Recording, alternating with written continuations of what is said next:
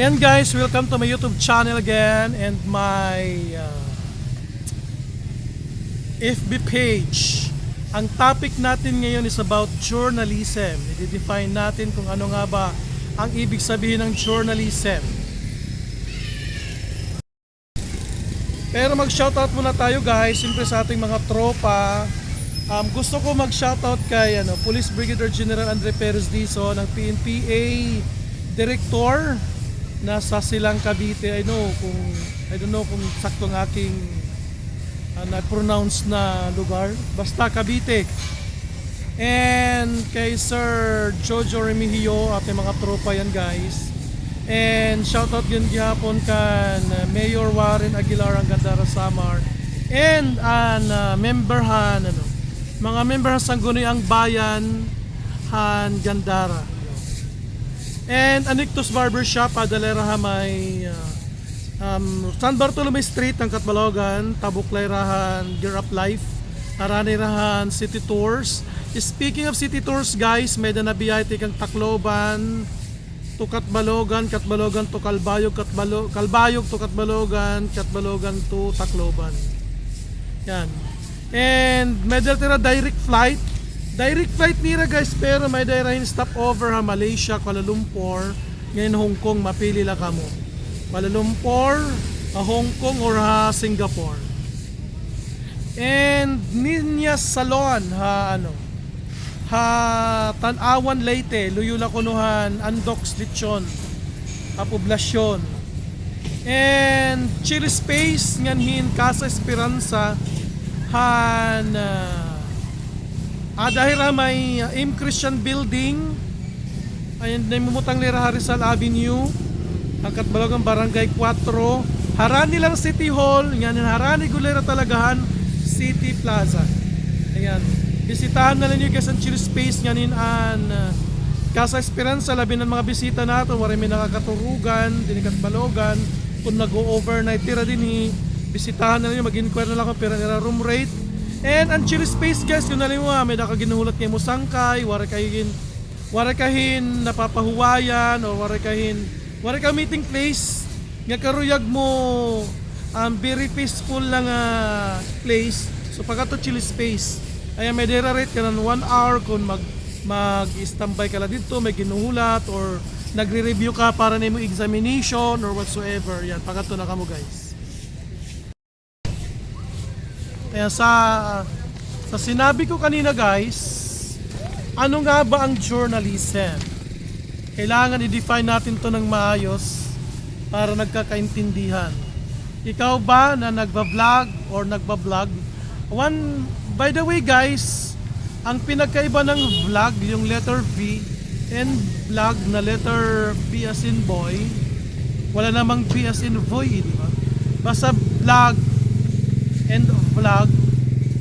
Ang vlog kasi guys, vlog or video log, meaning you are logging. Kung mga dinudocument mo ang ginagawa mo. Alam mo, anong oras, ito nga yung ginagawa ko, this is vlogging. This is video logging, vlog. From the word log, like logbook, ganun, ganyan. Hindi logging na nagpuputol ng mga puno guys, kasi ba yun. And ang vlog naman na bio log ang tawag doon, vlog. It's bio log, kung mga talambuhay ng isang tao, sinusulat mo. Nag-usay. Aking mga kabat may police guys. Shoutout mga Katbalogan City Police Station. And labi na natin PNP Chief, PNP Chief, Police Lieutenant Colonel Ala. And kan ko ang gyapon kan Mr. Barbosa naton head hand Cleo ang Katbalogan na yan. Shoutout tayo nga kan Sir Dwight Lobres and kan Sir Roger Pagunsan ng LTO and kan Engineer Gulmatico District Engineering Office, Second Engineering Office and DPWH. Ayan. And update pala guys sa Katbalogan, malapit nang magtayo dito ang KFC. Ayan, ipapakita ko sa inyo ang post. And panoorin nyo na lang din ang aking post. Tingnan nyo na lang din ang aking post sa aking FB page regarding hiring nila sa mga management staff mga managerial position, ayan. Ang sabi ni ma'am, nakalimutan ko pangalan, basta yung nag-forward sa akin ng info,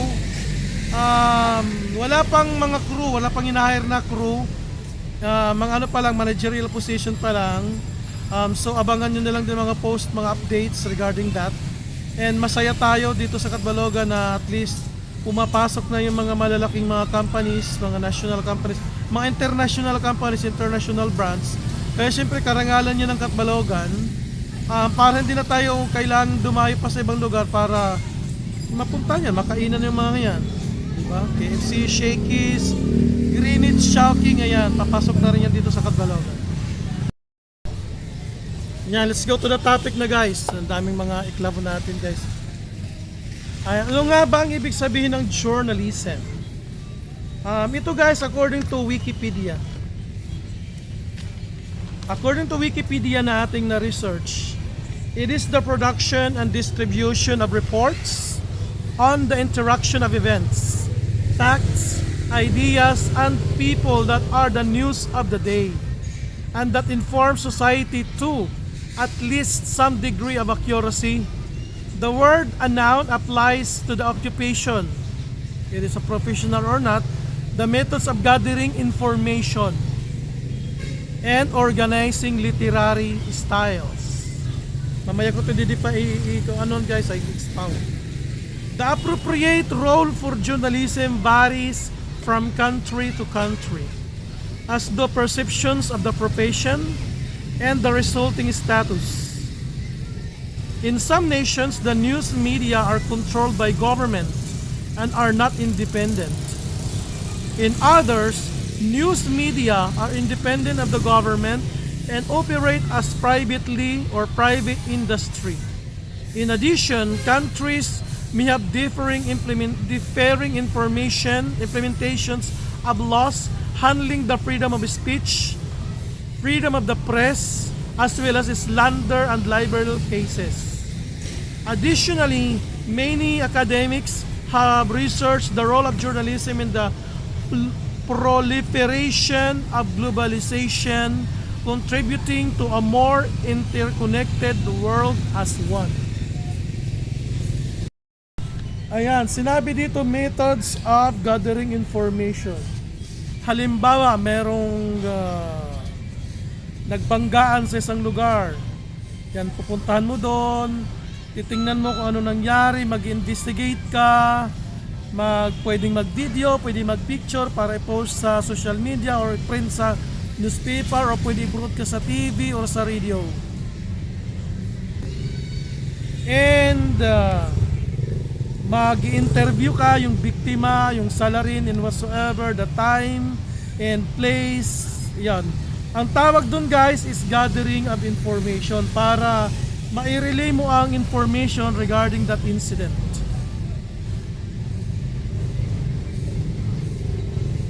Ayan. Nabanggit ko kanina guys, tinatawag na facts. Facts, if ACTS. Pag sinabi natin facts, yun yung mga details. Halimbawa, ano? Yan, nagbanggaan, dalawang truck. Saan? Sabihin natin sa Catbalogan City. Kailan? Kaninang madaling araw ng mga 2:00. Yun.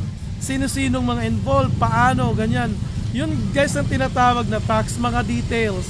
Kasi pag wala yan, pag walang details, meaning guys, it could be considered as fake news. Malaki ang gamit guys ng mga information na yan, lalong-lalo na sa mga cases.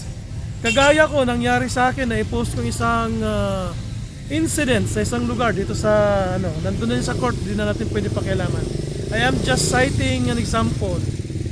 So, ang mga facts na nandun, kinuha, and then ginawa akong witness. So, yun ang gamit guys ng mga information ng mga detalye. Huwag tayong magpo-post ng mga kulang-kulang na information. Kasi it will be considered as hindi legit. Okay? Pagpapatuloy guys, ang aking reference naman is The Campus Journalism written by Ceciliano Jose Cruz. Ito ang aming kahusay. Kaibigan ko nagtatrabaho sa Kapitolyo. Itong aming guys, reference book sa aming campus journalism na subject.